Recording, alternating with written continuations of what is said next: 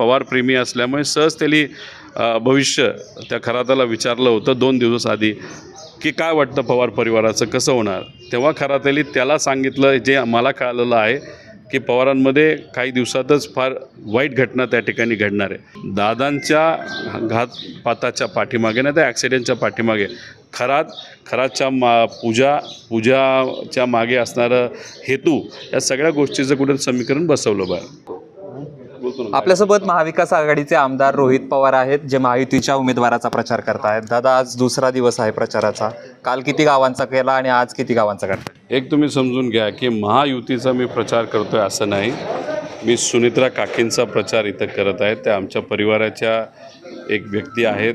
या राज्याच्या उपमुख्यमंत्री असल्या तरी त्या माझ्या काकी आहेत आणि दादांच्या प्रती असणारा आदर आणि प्रेम हे आमच्या मनामध्ये त्या ठिकाणी असल्यामुळे दादांकडे बघून आम्ही काकींचा त्या ठिकाणी प्रचार करत आहेत. पण लोकांनी इथं ठरवलेलं आहे निवडणूक ही नक्कीच काकींच्या बाजूला त्या ठिकाणी जाणार आहे. फक्त लीड देत असताना प्रत्येक मत हे दादांना आदरांजली श्रद्धांजली असल्यामुळे या बारामती मतदारसंघामध्ये मतदान खूप मोठ्या प्रमाणात होणार आहे आणि झालेल्या मतदानापैकी 98 ते 99% मतदान हे नक्कीच सुनित्रा काकींना त्या ठिकाणी होईल. त्यामुळे आजपर्यंत या देशामध्ये ज्या काही आमदारकी झाल्या असतील त्याच्यामध्ये सगळ्यात जास्त लीड ही सुनित्रा काकींना त्या ठिकाणी मिळेल असं लोकांशी संवाद साधल्यानंतर आम्हा सगळ्यांना त्या ठिकाणी वाटतं. दादा, तुम्ही आत्ता बोलताना असं बोललात की खासदार आमच्या नेते आहेत आणि आमदारसुद्धा आमच्या नेते आहेत, म्हणजे होणार आहे. म्हणजे एकंदरीत दोन्ही राष्ट्रवादी एकत्र येण्याची नांदी आहे काही? तुम्ही वेगळं काहीतरी ऐकलं. मी असं म्हणत होतो की बारामतीमध्ये तिसऱ्या पिढीतला पवार म्हणून आम्ही कधी लुडबुड का करत नव्हतो. म्हणजे इथं असणाऱ्या अधिकाऱ्यांशी आदेश आम्ही त्या ठिकाणी देत नव्हतो. त्याचं प्रमुख कारण इथं आत्या म्हणजे सुप्रियाताई या खासदार आहेत आणि अजितदादा हयातीत असताना दादा हे आमदार होते आणि मग 2 मोठे नेते जे आमचे नेते त्या ठिकाणी होते त्यावेळेस आम्ही तिसरं येऊन इथं काय सांगणार, कारण हे दोघंच या मतदारसंघ आणि या परिसरातल्या ज्या काही अडचणी आहेत त्या तिकडे सोडवत होते. मी उद्याची गोष्ट करत नव्हतो, मी कालची गोष्ट करत होतो. सुप्रियाताई आणि अजितदादांबद्दल बोलत होतो. पण राष्ट्रवादी एकत्र येण्याबद्दल काय, कारण जवळीकता वाढत चालली, कुटुंब म्हणून एकत्र येत आहे, काय नेमकं पुढे? नाही, इथं मी एकतर राजकीय भूमिकेतून आलेलोच नाही आहे आणि मी सुरुवातीला सांगितलेलं आहे की तो जो काही एकत्र येण्याचा विषय होता दादांनंतर तो काय तसा राहिलेला नाही आणि शेवटी तो नेत्यांच्या हातामध्ये तो विषय असतो आणि इथं येण्याचं कारण हे दादांकडे बघून आम्ही सर्वजण या ठिकाणी आलेलो आहोत आणि याच्यात कुठंच सॉफ्ट कॉर्नर कुठं असावा नाही तर कोणाला काही वाटावं नाही, सगळंच असं नाही. भूमिका घेत असताना मनात जी भूमिका ती कृतीतून पण दाखवावी. माझ्या मनात होतं की दादांसाठी पोटनिवडणुकीमध्ये दादांकडे बघून प्रचाराला यावं. मी आलेलो आहे. त्यामुळे याच्यात मी कुठलंच राजकारण तिथं करत नाही आणि ते जे चर्चा आहे एकत्र येण्याची, मला असं वाटतं दादांनंतर ती चर्चा आमच्या पक्षात तरी आता काही उरलेली नाही. भाजपचे नेते बारामतीमध्ये येत आहेत, कसं बघताय या सगळ्या? ठीक आहे, प्रचारासाठी जो कोणी येत असेल तर चांगली गोष्ट आहे.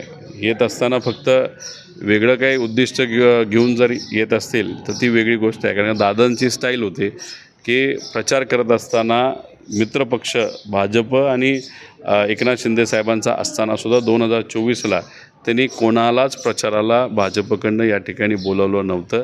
कारण बारामतीकरांना काही प्रमाणात पवारांची सवय आहे, इथे असणाऱ्या पदाधिकाऱ्यांची सवय आहे, इथल्या असणाऱ्या कार्यकर्त्यांची सवय आहे. पण इथं कुठलाही पक्ष येऊन काकींची लीड वाढवण्यासाठी प्रयत्न करत असेल चांगलीच गोष्ट आहे. पण त्याच्यातून वेगळी जर दिशा लोकांना त्या ठिकाणी कळाली तर उद्या जाऊन कळेल की, कारण का बारामतीकरांना सांगण्याची जरूरत नसते, बारामतीकर हुशार आहेत. मग भाजप सांगते असं वाटतं? नाही, ठीक आहे. बघा, आज या भावनिक वातावरणामध्ये ही जी निवडणूक आहे ती भावनिक दृष्टिकोनातून महत्त्वाची आहे. याच्यात जो कुठला पक्ष येईल आणि प्रचार करेल त्याचं स्वागतच त्या ठिकाणी केलं पाहिजे. पण पुढे काय होते याच्यावर नक्कीच लक्ष ठेवून राहिलं पाहिजे असं वाटतं. तुम्ही भाषण करता आहात, म्हणजे कार्यकर्त्यांशी संवाद साधताय, भाजपवर कुठेतरी नाव न घेता टीका करताना सुद्धा पाहायला मिळतं. नाही, कुठली, मी एवढंच म्हणतो आहे की अजितदादांचा तपास करत असताना आम्ही आमच्या परीने प्रयत्न करतो आहे. सुनित्रा काकी व त्यांचा परिवार त्यांच्या परीने प्रयत्न करत आहेत. पण तपास होत असताना ज्या पद्धतीने ज्या स्पीडली तो तपास व्हायला पाहिजे तो होत नाही. पण त्या दुसऱ्या बाजूला हेही सांगतो की सरकारला वेळ दिला पाहिजे, कारण का अधिवेशन झाल्यानंतर प्रचाराच्या सभा बऱ्याच काही गोष्टी असल्यामुळे भाजपचे जे प्रमुख नेते आहेत, म्हणजे या राज्याचे मुख्यमंत्री आणि या राज्याचे होम मिनिस्टर हे व्यस्त असल्यामुळे, आणि तो साहजिकच आहे, ते बिझी असणार आहेत, त्यांचा पक्षाची ती जबाबदारी आहे. तरीसुद्धा 22-23 नंतर ते फ्री झाल्यानंतर अधिवेशनामध्ये जे शब्द त्यांनी त्या ठिकाणी दिलेत त्या पद्धतीने नक्कीच ते काही आदेश देतील आणि ज्या काही गोष्टी त्यांनी सांगितल्या त्या होतील. आणि जर 30 तारखेनंतर त्या नाही झाल्या तर आमची भूमिकाच ती आहे, दादांच्या बाबतीत खोलात जाऊन खरं काय हे बाहेर काढण्याची. खरं तर महिला धोरणावरून तुम्ही एक ट्विट केलेलं आहे, काय नेमका तुमचा आक्षेप आहे हे त्याच्यावर? बघा, महिला धोरणाच्या बाबतीत कुठेही आमचा आक्षेप नाही. उलट महिलांना संधी जर आमदारकीसाठी आणि लोकसभेसाठी मिळत असेल तर ती चांगलीच गोष्ट आहे. सगळ्यात महत्त्वाची गोष्ट म्हणजे आदरणीय पवारसाहेबांच्या मार्गदर्शनाखाली जे काही लोकल बॉडी आपले इलेक्शन आहे स्थानिक स्वराज्य संस्थेमध्ये, या देशामध्ये सगळ्यात पहिलं महिलांना आरक्षण जर कुणी दिलं असेल तर ते आदरणीय पवारसाहेबांनी त्या ठिकाणी दिलेलं आहे. आणि आता ते लोकसभा आणि विधानसभेला लागू होणार आहे, त्याचं स्वागत आम्ही सर्वजण करतो. पण महत्त्वाचं काय की तुम्ही जातीनिहाय जनगणना तिथं करणार होता आणि त्याची सुरुवातसुद्धा झालेली आहे. मग जातीनिहाय जनगणना करत असताना त्याची सुरुवात झाली असेल, ती संपायच्या आधीच 2011च्या जनगणनेनुसार तुम्ही जर तिथं आमदारकी आणि जे काही लोकसभेचे मतदारसंघ ते जर फोडणार असाल, बघा आसामचं एक उदाहरण तुम्हाला देतो. आसाममध्ये जे पूर्वी लोकसभेचे मतदारसंघ होते ते चौकटीत नाहीतर असं होते की त्याच्यामध्ये लोकांपर्यंत खासदाराला संवाद साधता येत होता. पण आत्ता त्यांनी डिलिमिटेशन जे केलेलं आहे ते डिलिमिटेशन स्वतःच्या राजकीय सोयीप्रमाणे केलेलं आहे आणि असे वेडेवाकडे मतदारसंघ तिथं केलेले आहेत. जसं मतदान आपल्याला मिळेल असे वेडेवाकडे मतदारसंघ तुम्ही जर करणार असाल तर त्याला नुकसान लोकांचं त्या ठिकाणी होणार आहे. त्यामुळे डिलिमिटेशनसाठी आमचा त्या ठिकाणी विरोध आहे. करत असताना तिथं योग्य पद्धतीने व्हावं आणि याच्यात दक्षिणेवर अन्याय जर होत असेल, उत्तरेच्या लोकांच्या विरोधात आम्ही त्या ठिकाणी नाही, पण तिथं तुम्हाला मतदान जास्त मिळतं म्हणून तिथं जर आकडा मोठ्या प्रमाणात तुम्ही वाढवत असाल तर छत्रपती शिवाजी महाराजांच्या काळापासून आपण त्या ठिकाणी बघितलेलं आहे की दक्षिणेला एकत्रित करून महाराष्ट्राली नाही तर स्वराज्याली त्यावेळेस खूप मोठी भूमिका त्या ठिकाणी केली होती, कारण अन्याय होऊ नये. डिलिमिटेशन आणि लोकसंख्येप्रमाणे तुम्ही जर तिथं खासदार आणि आमदार तिथं वाढवणार असाल तर नक्कीच कुठं ना कुठंतरी उद्या जाऊन लोकशाहीला अडचण त्या ठिकाणी निर्माण होऊ शकते. त्यामुळे या सगळ्या गोष्टींचा विचार करून निर्णय घेणं त्या ठिकाणी महत्त्वाचं आहे. पण कुठेतरी गडबड ही झालेली दिसते, कारण वातावरण आपण जर बघितलं तर फार वेगळ्या लेवलचं वातावरण आहे. त्यामुळे डिलिमिटेशन करून आपले मतदारसंघ, जसं महानगरपालिकेला पिंपरी चिंचवड घ्या, मुंबई घ्या, ह्याला म्हणजे जसं जसं आपलं मतदान आहे तसं तसं भाजपला ते फोडले होते आणि तसंच वॉर्ड रचना जर आमदारकीला आणि खासदारकीला झाली तर सामान्य लोकांवर आणि संविधानावर कुठेतरी अन्याय होऊ शकतो असं आम्हा सगळ्यांना त्या ठिकाणी वाटतं. मुंबई ड्रग्स प्रकरणाबद्दल काय म्हणतो? वाईट आहे. 2 मुलं ड्रग्ज घेणं एकतर चुकीचं आहे आणि त्याच्यात 2 मुलांचा मृत्यू जर झाला असेल तर ते एकदम अयोग्य आहे. पण एखादी व्यक्ती ड्रग्ज घेत असेल तर कुणीतरी विकत असते आणि विकणाऱ्या लोकांना जर अशा बाबतीत भीती वाटत नसेल, कॉन्सर्टमध्ये सहज जर ड्रग्ज तिथे मिळत असतील तर मग राज्याची कायदा व सुव्यवस्थेची परिस्थिती अतिशय हलाखीची आणि बिकट झालेली आहे.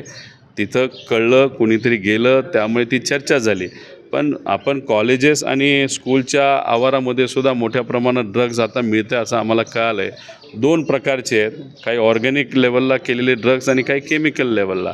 केमिकल लेवलचे ड्रग्ज सहजपणे स्वस्तात मिळतात अशी चर्चा आहे. त्याच्यामुळे आरोग्याला खूप मोठी इजा या युवा पिढीला त्या ठिकाणी पोचत आहे. त्यामुळे ड्रग्जच्या बाबतीत अधिवेशनात बऱ्याच वेळा मी मुद्दे मांडलेले आहेत. मला सकारात्मक उत्तर देवेंद्र फडणवीस साहेबांकडनं अधिवेशनात मिळालेलं आहे. पण फक्त उत्तर देऊन चालत नसतं, कृतीतून सुद्धा आपल्याला त्या पद्धतीने वागावं लागतं. याला जबाबदार कोण असं वाटतं? कधी सरकारच असते. हे बघ, ह्याला मुलांनी नीट वागलं पाहिजे ह्या सगळ्या गोष्टी आहेत. पण समजा जसं पिक्चरची काही कॅसेट आपल्याला सहज त्या ठिकाणी मिळायचे आणि ते चुकीचे कॅसेट मिळाले तर लोक ती बघायची. तसंच जर तुम्ही ड्रग्स सहजपणे सगळीकडेच मिळायला लागले तर कुठेतरी एखादा युवा म्हणतो चल आपण ट्राय करून बघू, आणि ट्राय करून बघता बघता त्याची सवय कधी लागते हे कळत नाही. त्यामुळे मिळालंच नाही पाहिजे. शेवटी ती भूमिका आणि त्याचं नियोजन करणं हे सरकारची जबाबदारी आहे. त्यामुळे आज जर सहजपणे ड्रग्ज मिळत असेल तर पूर्णपणे याला सरकार जबाबदार आहे. खरात प्रकरणाची व्याप्ती दिवसेंदिवस वाढत चालली. अनेक दिवस झालं तुम्ही बोलता, काय वाटतं या सगळ्याबद्दल? नाही, व्याप्ती वाढते पण चर्चा कुठंतरी कमी होती असं सुद्धा त्या ठिकाणी वाटतं आहे. कारण SITली बऱ्याच गोष्टी बाहेर काढलेल्या आहेत, बरेच व्हिडिओ काढलेले आहेत. त्या व्हिडिओमध्ये जे व्हिडिओ आपल्यापर्यंत आलेले आहेत ते सामान्य लोकांचे व्हिडिओ आहेत, पण नेत्यांचे व्हिडिओ अजूनसुद्धा SITकडे तिथं आहे. तर माझा प्रश्न असा आहे, सामान्य लोकांचे व्हिडिओ बाहेर येतात, नेत्यांचे येत नाहीत. आले नाही, कोणाचेच आले नाही पाहिजे ही आमची भूमिका आहे. कारण का काही व्यक्तिगत चित्रण त्याच्यामध्ये त्या ठिकाणी आहे. महिलांचे असे व्हिडिओ बाहेर येणं योग्य नाही.